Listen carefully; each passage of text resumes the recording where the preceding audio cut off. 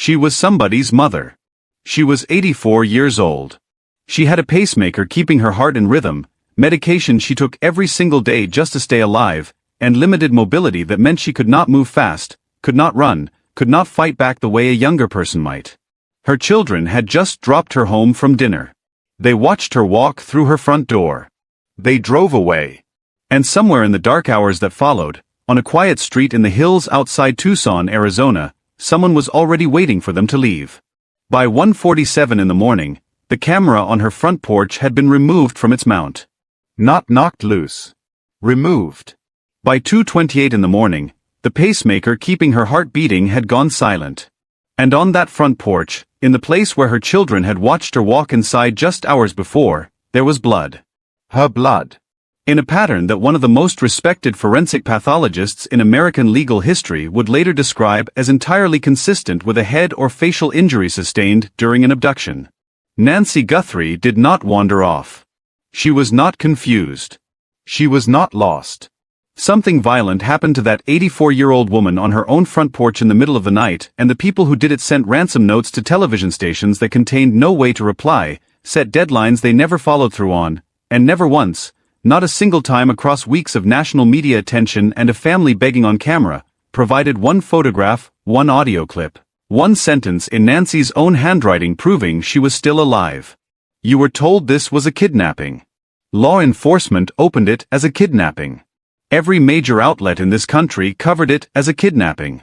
But a former FBI special agent and CIA counterterrorism officer looked at the same evidence and said publicly that she does not believe this was a burglary gone wrong. And a former deputy commissioner of the NYPD and former FBI assistant director asked on the record whether the ransom notes were written after something went irreversibly wrong, not to demand money, but to buy time. To create distance. To cover a crime that had already been committed before the first note was ever sent. Two independent experts. Two different institutions. Two different careers built around studying violent crime. One conclusion neither of them will say out loud directly. Nancy Guthrie may never have been kidnapped at all. If you are new here, welcome to Stories of the Missing J. Subscribe right now and hit the bell so you never miss a case. Drop a comment before we go any further and tell me, did you follow this story when it first broke? I want to know what you already think happened. Because by the time we get to the end of this, you may not think the same thing anymore. Let's go into it. Nancy Guthrie lived alone on a rural property in the Catalina foothills, a quiet, scattered neighborhood just outside Tucson, Arizona. Wide lots. Sparse traffic. Limited street-facing surveillance. The kind of place where, at 2 in the morning, you can move through the dark and nothing sees you because there is nothing positioned to see you. Her daughter is Savannah Guthrie, co-anchor of the Today Show on NBC since 2012. One of the most recognizable journalists in America. Nancy had been at a family dinner that Saturday evening, January 31st. Her children drove her home. They watched her go inside. They left. Pima County Sheriff Chris Nanos described Nancy publicly as sharp as a tack. Mentally present. Socially engaged. But she had real physical limitations that anyone who spent time with her would have known. Limited mobility. A heart condition. Daily medication. And a pacemaker that was continuously transmitting her cardiac data wirelessly to a relay device connected to her medical team. That pacemaker was not just a medical device. It was, without anyone designing it this way, a timestamp. A record of exactly when something changed. And on the night of February 1st, it changed at 2:28 in the morning. But before that, at 1:47 in the morning, the doorbell camera at Nancy's home went offline. This was not a glitch. This was not a dropped signal. This was not a power fluctuation. The physical camera was removed from its mount by a masked figure who had positioned themselves on that porch in the middle of the night and covered the lens with vegetation before disconnecting it entirely. The reason we know this at all, the reason the FBI was able to release any footage, is because Nancy did not have an active cloud recording subscription to the Nest service. Footage was not saving in real time. The only recoverable images came from fragments pulled by FBI private sector partners from residual data in back-end systems. What those fragments showed was a figure dressed with a specific and deliberate intention. Ski mask. Gloves with the cuffs tucked into the jacket sleeves. Long pants draped over the shoes. Every inch of exposed skin covered. Every surface that could transfer a fiber, a hair, or a cell of skin deliberately concealed. Forensic analysts who reviewed that footage noted the layering was specifically designed to minimize trace evidence. This was not someone who grabbed a mask on the way out the door. This was someone who dressed for the science of the scene. They also had a weapon. And they had a 25-liter hiking backpack. That backpack matters more than it might seem at first. A 25-liter pack is not a bag you bring to steal electronics. It is not the bag you bring to clean out a jewelry box or empty a safe. It is a pack designed for hours-long operations. Large enough and structured enough to carry restraints, rope, and the equipment you would need if what you were removing from that house was not an object. The FBI described the figure as male, 5'9" to 5'10", average build. 41 minutes after the camera went dark, at 2:28 in the morning, Nancy Guthrie's pacemaker application lost its connection to her phone. Under normal circumstances, that connection does not break. It breaks when Nancy moves far enough from her phone that the Bluetooth signal can no longer bridge the distance. Or it breaks when something happens to Nancy herself that ends the signal permanently. Either interpretation closes the same door. Whatever happened inside that house was complete by 2:28 in the morning. 41 minutes. That is the window. 41 minutes between the camera going dark and the pacemaker going silent. When law enforcement arrived later that day, after Nancy failed to appear for her weekly virtual church service, they found her blood on the front porch. Confirmed by DNA. Her blood. Outside. On the porch that was the primary exit point from that home. In the weeks that followed, that detail was folded into the background hum of the coverage. One data point among many. But I want you to resist allowing it to become background noise, because a woman's blood on her own front porch at 2 in the morning is not a footnote. It is the first sentence of the true story of what happened that night. And we are going to read every word of it. News Nation's crew was the first to document the blood visually. This was after law enforcement had officially released the crime scene back to the family. The blood was visible on the front porch and in the driveway. Pima County Sheriff Chris Nanos confirmed it. Fox News digital photographed the individual droplets. And Dr. Michael Baden, one of the most frequently cited forensic pathologists in American legal history, examined those photographs. He described the shape of the drops. Pale centers. What forensic pathology calls donut-shaped drops. He explained that drops with that distinctive center void are characteristic of blood falling from the nose or the mouth, because blood from those areas is mixed with air as it falls, which creates that void at the center of each drop on impact. He said Nancy Guthrie was bleeding from the face or head area when those drops hit the porch surface. And then he said that the shape, the number, and the location of those droplets, outside the house on that porch, were entirely consistent with and indicative of an abduction. That word matters. Abduction is not the same word as kidnapping. Kidnapping implies transaction. You took someone because you wanted something you could exchange them for. Abduction means only one thing. Taken by force. It says nothing about what came after. Whatever the ultimate purpose of that night was, what Dr. Baden's analysis tells us is that something violent enough to cause facial or head bleeding happened on that porch. Something fast and forceful. Something that left her blood in a pattern a forensic pathologist could read like a document. Now run the full sequence and feel the weight of it. Nancy is dropped home by her children on the evening of January 31st. The doorbell camera is removed at 1:47 in the morning by someone who had prepositioned themselves at the property, who waited until the deep middle of the night, who came prepared with a weapon, a tactical pack, and enough prior knowledge to know exactly where the camera was mounted and that it needed to go first. 41 minutes later her pacemaker loses its connection. And on the porch in the blood, there is a forensic record of violence. A head or face injury. A struggle. In those 41 minutes. Investigators returned to that porch repeatedly during the active investigation. During one documented visit, they were observed spending an extended period focused specifically on the porch and the walkway.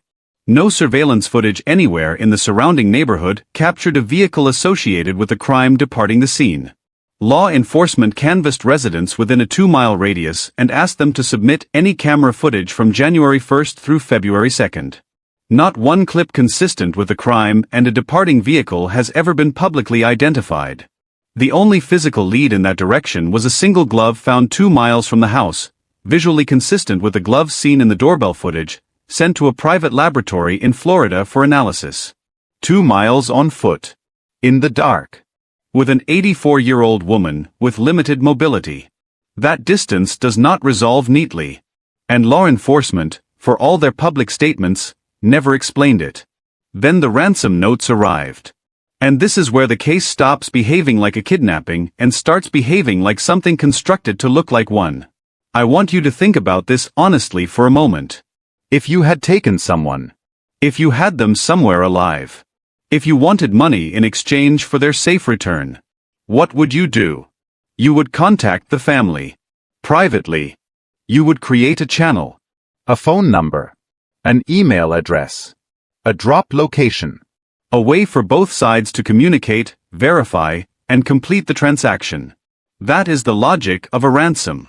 It requires 2 parties. It requires dialogue. It has always required both of those things in every documented kidnapping for ransom case in modern American criminal history. That is not what happened here. The first note did not go to the Guthrie family. It went to TMZ. And to 2 Tucson television stations, KGUN and KOLD. It demanded $6 million in Bitcoin. It set a deadline of 5 o'clock in the afternoon on February 9th. It referenced the crime scene. It referenced Nancy's Apple Watch. Details that the stations described as appearing to come from someone with direct knowledge of the interior of that home and what had occurred inside it. The note warned that no further communication would be made and that law enforcement could not help. And it contained no reply mechanism whatsoever. No email address. No phone number. No drop location. No way for the family to respond.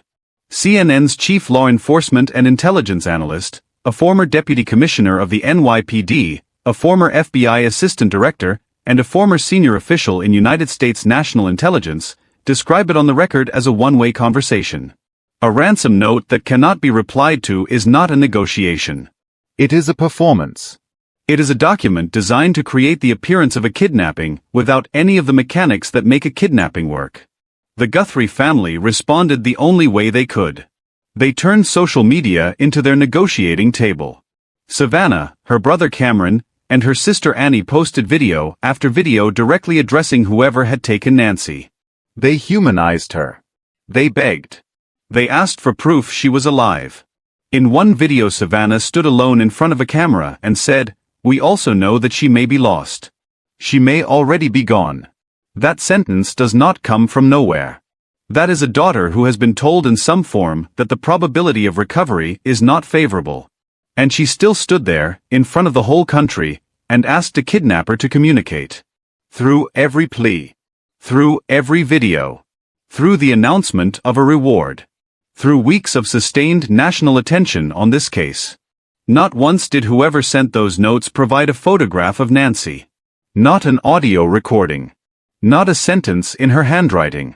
Not a single confirmation of any kind that Nancy Guthrie was alive. The FBI officially confirmed as of mid-February that they were aware of no ongoing communication between the Guthrie family and any kidnapper. The deadline passed. A second message later arrived at KOLD, appearing to respond to the family videos rather than issue a new demand. And then silence. A man was later arrested for sending a separate hoax note, and that is confirmed on the record. That note was fake and unconnected to the primary investigation. Not every piece of paper that circulated was legitimate. But the early notes, the ones sent to TMZ, to KGUN, to KOLD, those were treated seriously enough by law enforcement that they responded publicly. Those contained specifics. Those were real enough to matter. And those stopped. If someone had Nancy Guthrie alive and wanted $6 million, silence is the last thing that makes sense. Silence means no money. Silence means no exchange. Silence means no outcome that serves the stated purpose of the notes at all. Unless the notes were never about an exchange. If you are still watching at this point, drop a comment right now that says I am still here. Let's see who is truly following this story. It also tells me you are locked in, and it helps this video reach more people who need to hear this case.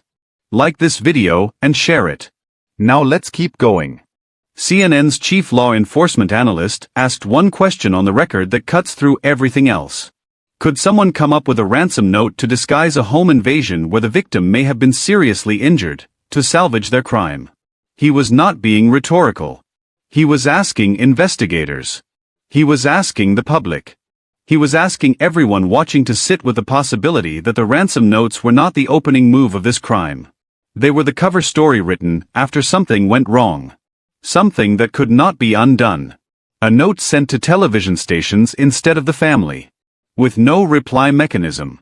With a deadline that passed in silence. That never once provided proof that the person it was supposedly about was still breathing. That reads less like a kidnapping and more like a document constructed to delay a different conclusion. Tracy Walder is not a commentator filling airtime. She is a former FBI special agent who worked counterterrorism. After the Bureau, she moved into the CIA and continued that work at a level most Americans will never hear about publicly. Her entire career was built around studying how violent people plan and execute operations designed to terrorize, coerce, and control. When this case broke, she gave a detailed on-camera analysis to News Nation's Brian Enton. What she said moved through the true crime community. It did not get the mainstream attention it deserved. She said definitively she does not believe this was a burglary gone wrong. That matters because in mid-February a local Arizona television station, citing an inside source, reported that investigators had privately shifted their working theory to exactly that. A burglary that escalated by accident. The Pima County Sheriff's Department pushed back within hours. Their statement was unambiguous. PCSD has never stated this was a burglary gone wrong. Any reports indicating otherwise are inaccurate. The FBI echoed that response. Sheriff Nanos told Fox News directly it did not come from them. Tracy Walder laid out the operational logic plainly. Burglars do not take people with them. In a property crime, the goal is to get in, take objects, and get out. Taking a living human being, especially an 84-year-old woman with limited mobility, transforms your operation entirely. It slows you down. It creates noise. It converts a property crime into a federal kidnapping charge carrying a life sentence. No experienced criminal makes that choice accidentally. It bogs them down, she said. That just tends not to be the case. She returned to the backpack. If your intent is to steal valuables, you bring bags suited to that purpose. You do not strap on a 25-liter hiking pack. You bring that when what you are carrying requires structure, capacity, and the ability to transport significant weight over a distance. This is not a house you just come upon and decide to rob. It just is not that. And then she said something the mainstream press largely moved past. She said she believes this was targeted. Not random. Not opportunistic. Targeted. And she believes the target was chosen because of something Savannah Guthrie did. Not something private. Something public. Something broadcast into millions of homes every morning for more than a decade. Savannah Guthrie has been co-anchor of the Today Show since 2012. She has moderated presidential debates. She has reported on the most politically charged stories of the last decade. She has pushed back on powerful people on live television. She has held and expressed positions that large numbers of people felt strongly about in both directions. Her face and her voice are woven into the daily media landscape of millions of Americans. And that kind of sustained public visibility creates something that criminologists call parasocial relationships. One-way emotional attachments where a viewer develops genuine feelings toward a public figure who has no awareness of them. The overwhelming majority of parasocial relationships are completely harmless. But in documented cases of stalking and targeted violence against public figures and their families, there is a recognizable pattern. The fixation develops over months or years. The public figure never knows. It escalates through perceived slights, real or imagined. And at some point, triggered by something specific, the fixation becomes a plan. And one of the most consistent findings in the research on targeted violence is this. The victim is rarely the public figure themselves. It is someone connected to them. Someone accessible. Someone whose address is findable. Someone whose routine is observable. Someone living in a quieter, less protected environment. Nancy Guthrie's home was not a secret. Her location in Tucson was not hidden. Her daughter had spoken warmly and publicly about her for years. And her property in the Catalina foothills was the kind of place a determined person with time and the internet could find. Tracy Walder drew a distinction that is essential to understanding her full analysis. Obsession and retaliation are not the same threat profile. A person driven by obsession wants proximity to the public figure. They want acknowledgement. They want the object of their fixation. A person driven by retaliation wants the public figure to suffer a consequence. They want to take something. They want the pain to land and to last. Those two categories produce different operational decisions and different outcomes. What happened to Nancy Guthrie, based on the available evidence, does not look like someone who wanted Savannah. It looks like someone who wanted Savannah to feel something she could never undo. This case remains active. As of the writing of this script, no suspect has been publicly named in connection with Nancy Guthrie's disappearance. The FBI and the Pima County Sheriff's Department have both continued to characterize this as an active federal investigation. The Guthrie family has continued to ask for information. They have continued to ask for anyone with knowledge of what happened to come forward. If you have any information related to Nancy Guthrie's disappearance, contact the FBI tip line at 1-800-CALL-FBI or submit a tip at tips@fbi.gov. The family has offered a significant reward for information leading to Nancy's safe return. Nancy Guthrie was 84 years old. She had a pacemaker and a heart condition and limited mobility, and she loved her family, and she went to virtual church on Saturdays, and her children dropped her home from dinner, and she walked through her front door, and somewhere in the 41 minutes that followed on that porch in the dark, something happened to her that left her blood on the concrete and her pacemaker silent and her family standing in front of cameras begging a kidnapper to say she was still alive. She did not choose any of this. She was not a public figure. She was not the story. She was a mother. And she became the instrument of someone else's rage or obsession or retaliation because her daughter's face was on television every morning and someone decided that was reason enough. That is what the evidence says. That is what the blood says. That is what the backpack says. That is what the notes that never once asked for a reply say. That is what two of the most credentialed law enforcement analysts in this country said on camera, from two different institutions, with two different analytical frameworks, arriving at the same quiet and devastating conclusion. We do not know where Nancy Guthrie is. We do not know what happened in those 41 minutes. We do not have the answers this family deserves. But we have the questions.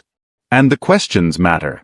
Because the moment everyone stops asking is the moment this case disappears entirely into the silence that someone somewhere has been counting on. If this video gave you something, please share it. Pass it to someone who covered this case obsessively when it first broke. Pass it to someone who has never heard her name. Pass it to anyone who believes that an 84-year-old woman's story deserves more than a news cycle and a fading headline. Like this video, share it, and if you are not yet subscribed to Storysoft The Missing J, right now is the time. Every view, every share, every comment keeps Nancy's case in front of eyes that might matter. Drop something in the comments below and tell me what you think happened. Tell me what detail hit you hardest. Tell me if there is something in this case you want me to dig into further. I read every single one. This community is real, and it counts, and Nancy Guthrie deserves every second of our attention. Thank you for being here. Stay with us. There is always more to come.